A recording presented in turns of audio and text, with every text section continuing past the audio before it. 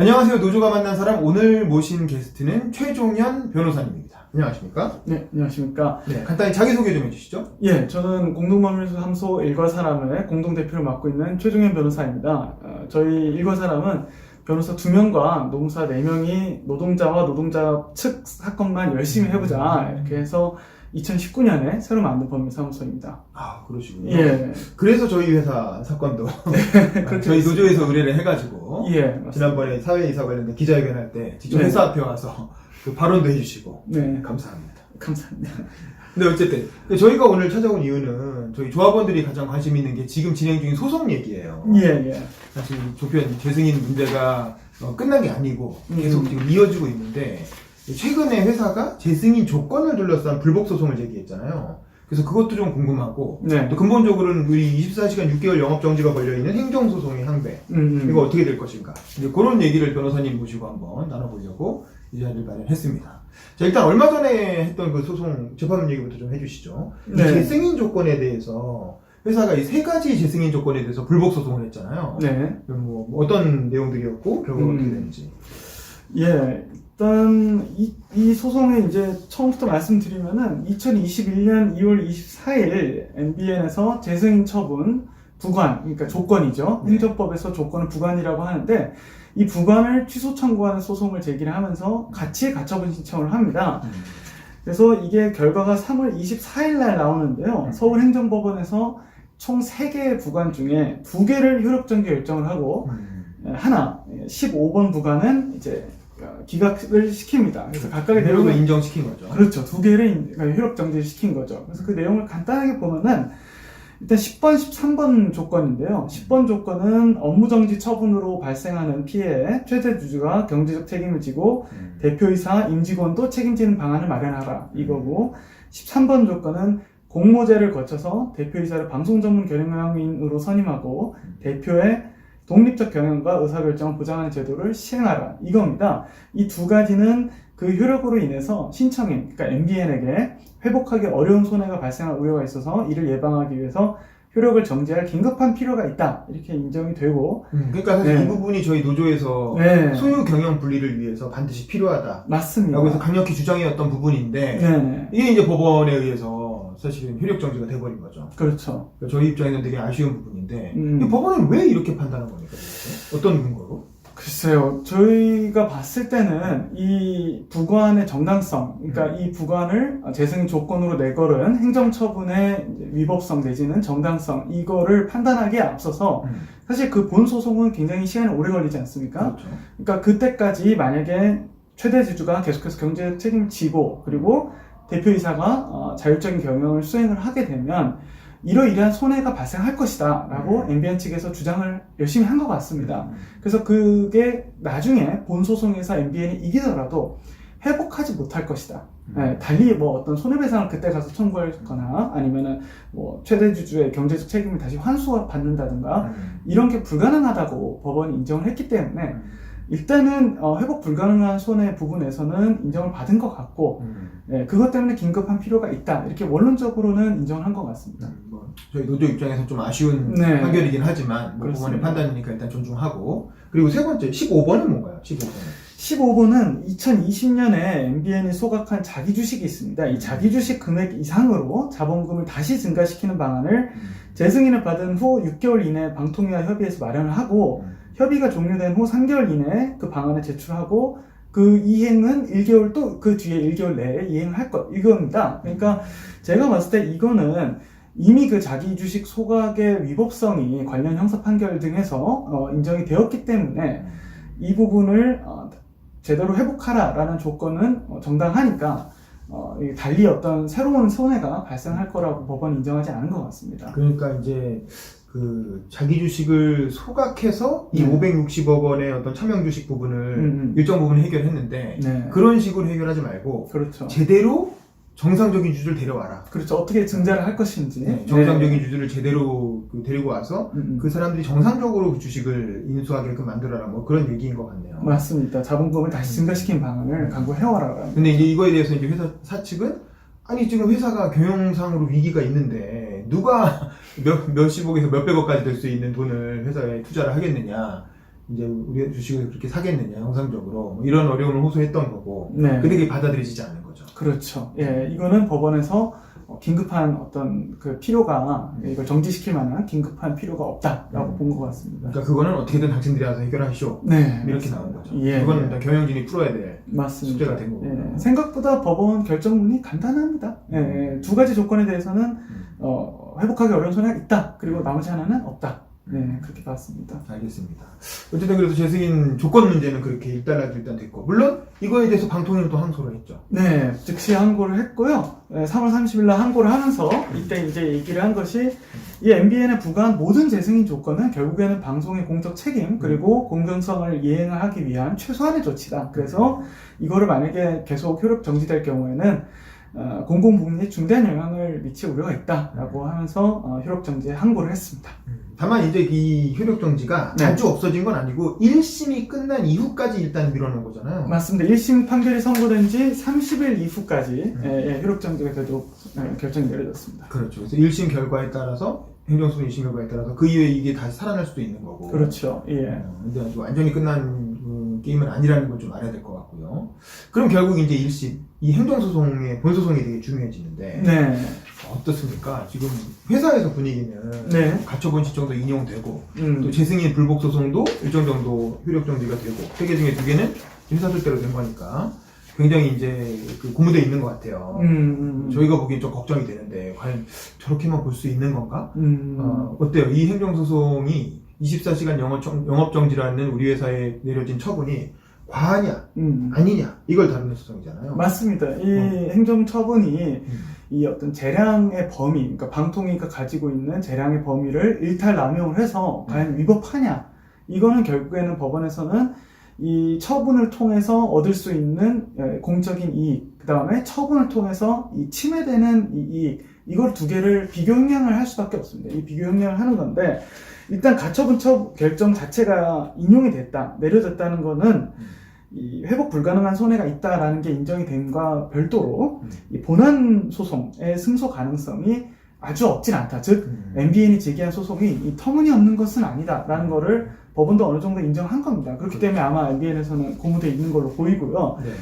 그리고 만약에 MBN 측이 이제 6개월 정파에 대한 손해가 불법 자본금 충당으로 인한 이익보다 훨씬 크고 그래서 이제 이익과 아까 손해를 밸런싱을 해봤을 때 그러니까 손해가 훨씬 크다. 그리고 그 사이에 방통위 재승인 조건들을 나머지를 상당 부분 이행을 해서 자기가 어떤 경영의 건전성과 자본 확충을 충실히 했다. 이거를 주장할 것 같습니다.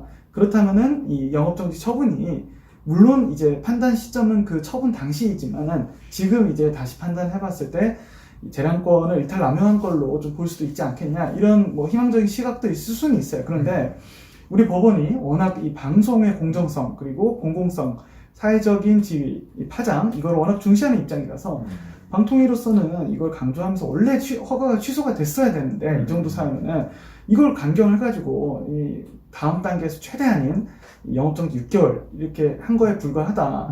이거를 주장을 해야 되고 이게 상당 부분 저는 설득력이 있다고 봅니다. 뭐 간단하게 제가 하나만 더 말씀드려요. 예. 예전에 이제 서울행정법원에서 이 땡땡 홈쇼핑 게스트가 건강기능식품에 관해서 허위 과장 광고 발언을 한 적이 있었어요. 이때 영업정지 2개월 처분이 나왔는데 예, 이때 법원에서 이제 소송이 들어와서 뭐라고 얘기했냐면 홈쇼핑 광고라는 이유로 이게 우발적으로 나온 발언이라고 하더라도 홈쇼핑은 그런 걸 관리할 이 어떤 의무가 있고 이걸 홈쇼핑이라는 이유로 함부로 이제 강경해주다 보면은 이 사회적인 책임이 확보가 되지 않는다 이렇게 판단한 적이 있어요. 근데 재밌는 건 이게 서울고등법원에서 원고 승으로 뒤집힙니다.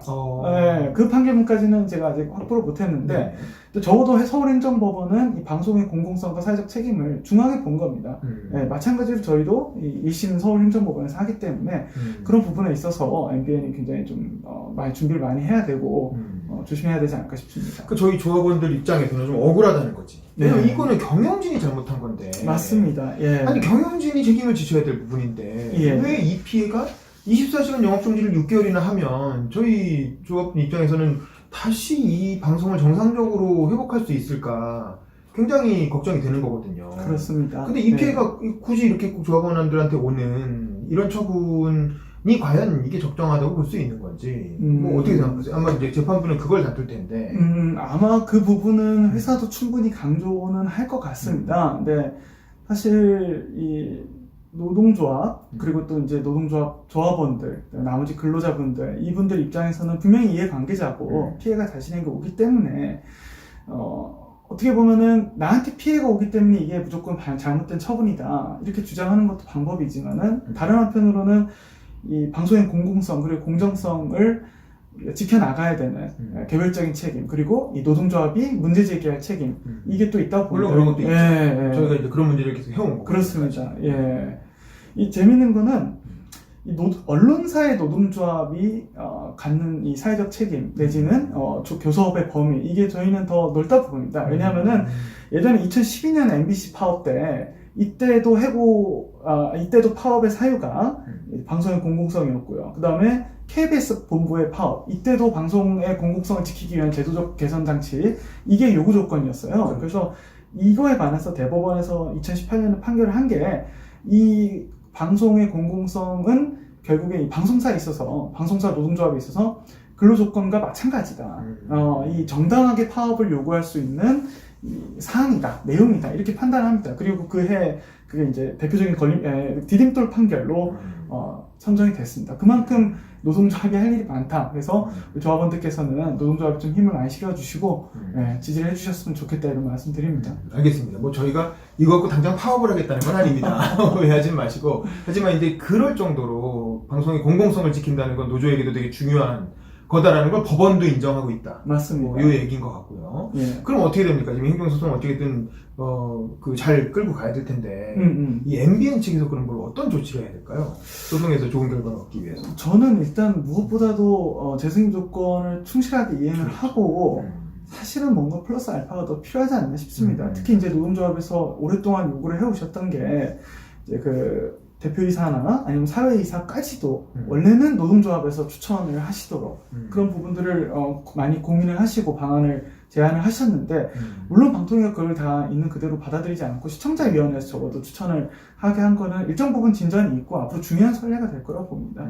MBN 입장에서는 노동조합과 협의를 해서 이 재승인 조건을 이행하기 위한 방안에도 노동조합이 적극적으로 협의를 하고 그게 MBN이 나중에 이행을 잘 했다, 충실히 했다라는 중요한 근거가 될 수 있다고 저는 봅니다. 그렇죠. 그러니까 결국에는 만약에 행정소송에서 승소한다 하더라도 결국 처분은 다시 받아야 되는 거잖아요. 방통위한테. 그렇죠. 그 당시에. 그러면 방통위랑 다시 얘기해서 6개월이 아니면 얼마면 되겠냐? 뭐 3개월이냐? 24시간이 아니면 뭐 6시간? 뭐 심야 시간대냐? 프라임 시간대냐? 이런 얘기를 방통위와 다시 협의를 해야 되는데. 충분히 가능합니다. 그럴래도 방통위와의 관계가 나쁘지 않아야 될 거 아닙니까?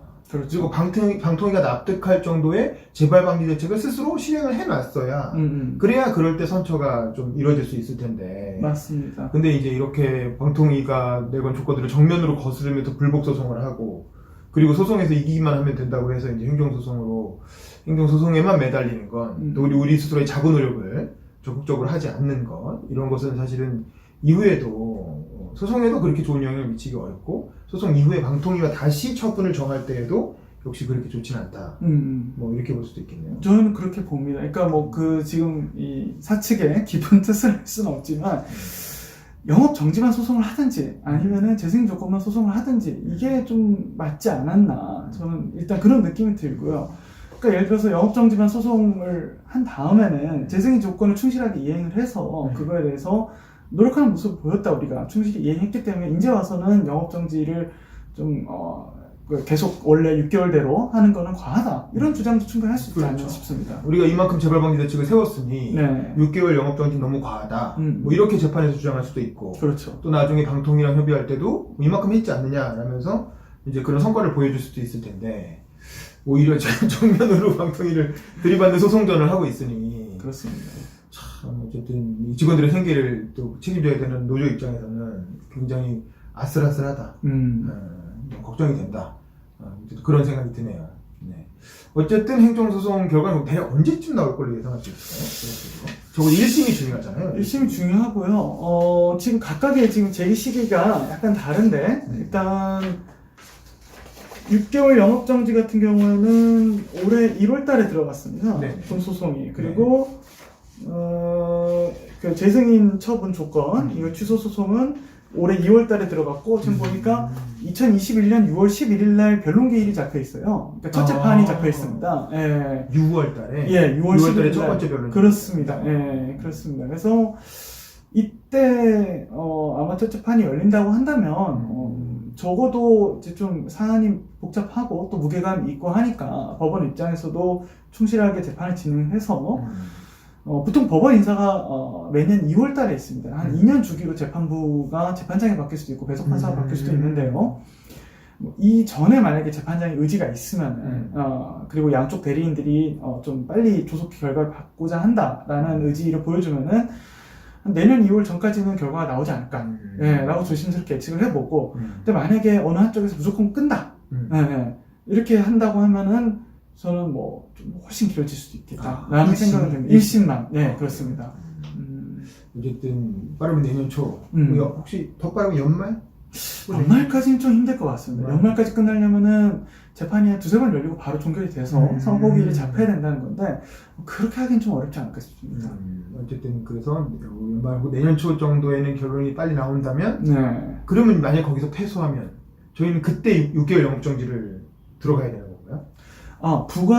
그렇죠. 부관도 그렇고 6개월 영업정지도 그렇고 그렇습니다. 네, 30일 1심 판결이 내려지고 30일 뒤에 이제 다시 효력이 살아나는. 근데 또 가처분 신청을 내면 또 가처분 신청을 내면 다시 심리를 해야 됩니다. 네, 다시 근데 그때는 해서, 아무래도 1심에서 패소했기 때문에 가처분 신청이 받아들여질 가능성이 처음보다는 많이 낮아지겠다. 낮다고 봐야죠. 그러니까 긴급한 필요, 어떤 뭐 회복 불가능한 손해에 관한 주장은 아마 그대로 할 건데 이미 본안 판단이 내려졌기 때문에 또다시 인용되기는 좀 어렵지 않겠나. 예, 그렇게 인용된 선례는 많지 않은 것 같습니다. 예. 1심 결과에 따라서 그렇습니다. 자칫하면 내년 초에 상반기에 그때가 마침 또 대선 시기입니다. 그렇습니다. 대선 시기고 또 지방선거를 치러야 되는 되게 중차대한 언론사로서 굉장히 중차대한 시기에 갑자기 영업정지를 해야 되는 상황이 올 수도 있다는 거죠. 그때 가서 주장할 수 있는 어떤 회복 불가능한 손해가 더 크다고 주장할 여지도 그렇게 있겠네요. 주장할 수도 있겠지만 그렇습니다. 그래서 그런 최악의 경우까지도 염두에 두고 지금부터 좀 잘 준비를 해야 될 텐데 어쨌든 저희로서는 많이 우려가 되는 그런 상황이라고 할 수 있겠네요. 그렇습니다.